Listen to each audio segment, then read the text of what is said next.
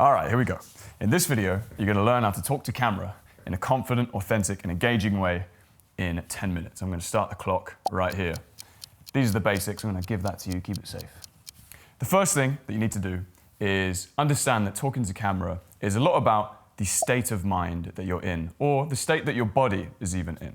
So before we get on to the delivery basics, or the 4 key attributes that you need to have to talk engagingly, before any of that, state is really important. What do I mean by state?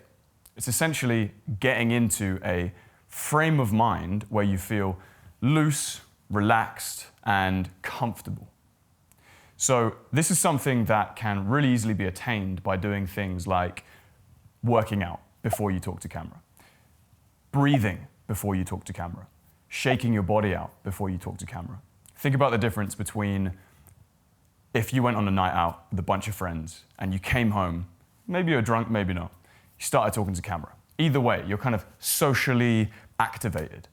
That person on camera right there, even if it was you alone in your room, might be very different from somebody who's just worked 8 hours on a laptop, on a spreadsheet, asked to talk to camera, and they might be extremely robotic and stiff. So the state that you're in is really important. When I shoot my YouTube videos, I usually make sure I'm in a pretty good state of mind before I actually talk to camera, because otherwise it's just an uphill battle, no matter how long you've been doing this, essentially. So state is really important. Let's check the time. That was 1.5 minutes. Awesome. The next thing is delivery points. So there's a few keys here, really simple. I don't want to focus on these too much because you don't actually want to be thinking too much about what you're doing with your body, but it is important to keep a couple of things in mind. Number 1 is eye contact. You want to be looking at the camera lens for 70–80% of the time. Most people will say you've got to keep eye contact. And what that means is you're just going to be doing this the whole time. And staring down into the lens in a very intense way can actually be pretty off-putting to your viewers and make you and them feel pretty awkward. So it's very natural in a conversation for you not to be locking here, but to be thinking about something and coming back to that person and finishing your point, keeping on talking, and then collecting your ideas and then talking again to that person. So really do not be afraid to take breaks from the camera. However, it is important that you should be resting your eyes on the lens. That's the analogy I like to use here when it comes to eye contact. You don't want to be looking at the lens because it can be quite intimidating, looking down the lens.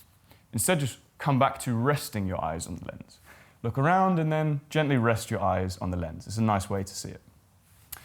The next thing is things like hand gestures and body language. In general, it's good to be open. If you naturally hunch over a little bit, like so many of us these days, if we're laptop workers, we're kind of hunched over and we have this posture that's a bit like this. And what that can do is close down your voice slightly and just make you a bit more stiff, essentially. So having a good stretch before you talk to camera can not only make your voice a bit deeper and more resonant as you stretch across your chest, but also it essentially communicates a slightly more confident body language, which is going to make you actually feel more confident as well as put your viewers at ease. So I'm not saying that you need to be talking to camera like this. Obviously, your relaxation here is priority. Your comfort is priority. So if it feels really uncomfortable doing this, don't do it. But just keep in mind that you want to kind of try and get in a comfortable position where you feel like you're kind of resting upright and let your hands do whatever they want. I kind of like to say that the hands should do the same thing as the eyes in a way. So not like you're doing this the whole time to try and be engaging and making points, because that's just going to look pretty weird to your audience. But you're also not doing this the whole time because you're going to be stiff. So if you don't know what to do with your hands, at this point, it's better if you don't even think about it. But if you're somebody who is thinking about it and thinking, what do I do with my hands? Then just keep them resting like this. Rest them here, and if you want to make a point, they kind of do their thing, come back here. That's completely fine. Or down here. One thing, however, is it's best to have them on screen. A lot of mistake people will make is kind of being down here, and so they'll be making their points and their arms will be moving, but you can't see their hands, it just looks kind of weird, and eventually they'll pop up. Human beings have this natural inclination to want to see people's hands. I might be completely making this up, but I'm pretty sure it's linked to psychology in that you basically don't want the person you're talking to have any kind of weapon that they could use against you. So if you're just like, how's it going? You can basically be like, I'm not gonna hurt you. It's like a evolutionary psychology thing. I think, don't quote me on that.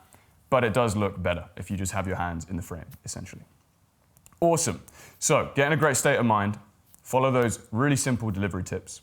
The next thing are the 4 key attributes that somebody who talks to camera in a confident and engaging way has.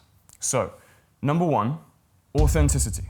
This is the biggest one, and I really feel like it does lack quite a lot on YouTube especially, where people will be doing their best to be very enthusiastic and animated, but they're not connected to themselves. They're not connected to who they are or how they feel, and they're kind of being a presenter or being a character. So authenticity really is something that you should focus on. And the way that you can get more authentic, number 1 is just practice. Because when you first talk to camera, you really don't know who you are, and you're looking back at yourself and thinking, wow, is this me? Is this how I express myself?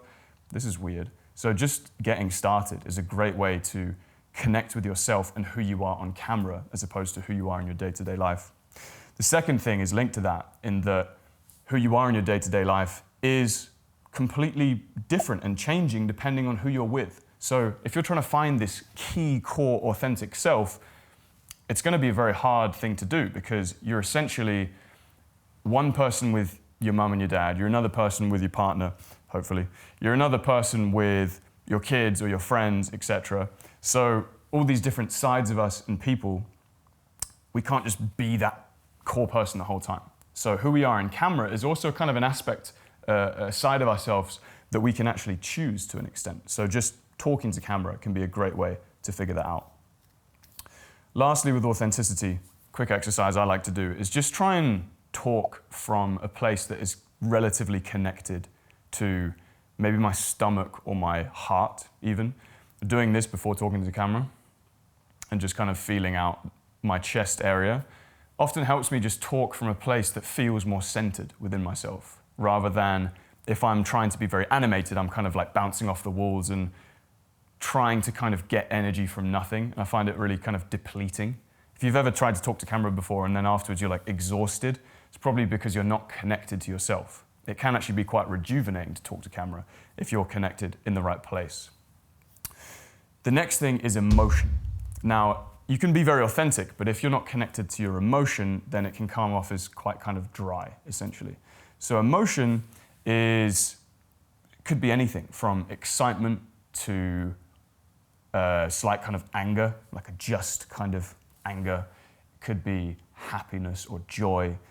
Any of these things, whilst we're talking, can be great. It can be as simple as excitement. Like right now, I feel like I'm quite excited to deliver this content to you. And I'm connecting with that excitement and that energy. That's a really important thing to be able to do, to be able to talk with an emotional range, kind of a dynamic range in terms of our speaking rather than within our cameras. The third thing is enthusiasm. Now, this is what you kind of use to put the icing on the cake.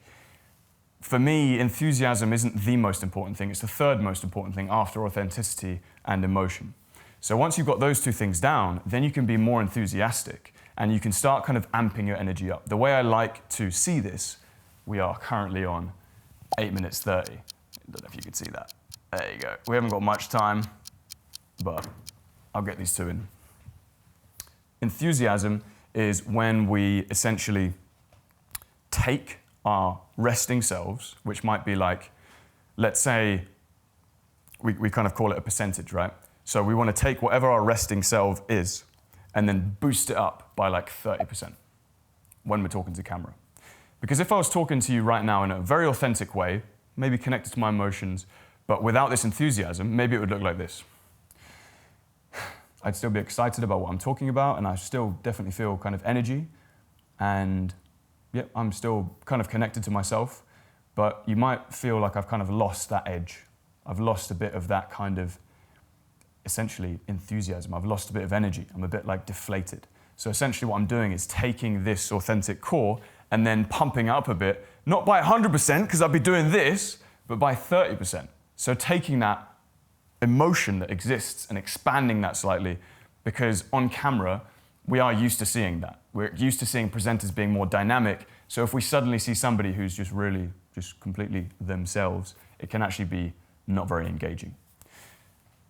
Finally, and the four things, we have amusement. Now, amusement is really important because essentially we're here to have a good time, and if you are able to amuse yourself and just literally make yourself laugh, links back to authenticity. Your humor is a big part of who you are. So really kind of getting that sense of humor across can be very powerful in terms of expanding your presence on camera. And by self-amusing more, it can really take the edge off things, especially if you're presenting about, maybe you're teaching people something. If you're just teaching the whole time in a very serious way, even if you've got the other three down, sometimes it's like, come on man, lighten up, let's not take everything so seriously. So if you can be able to kind of tap into that natural enthusiasm that you have, it's going to be awesome for how you talk to camera. Now we're on 10 minutes, so thank you very much guys for watching this video. If you're interested in more information, then check out the free one-page cheat sheet, the Talk to Camera cheat sheet. And if you sign up for that, you'll also get an exclusive opportunity to join my Talk to Camera Creator Bootcamp, which is an awesome 5-day program that's going to basically be working on these 4 key elements that I mentioned and getting you up to scratch with all of them so that you can finally talk to camera in a confident and engaging way and get rid of that freezing up person who feels awkward and doesn't really know what to say or doesn't really know how to connect with themselves on camera. So I'll see you guys there or in the next video. Cheers.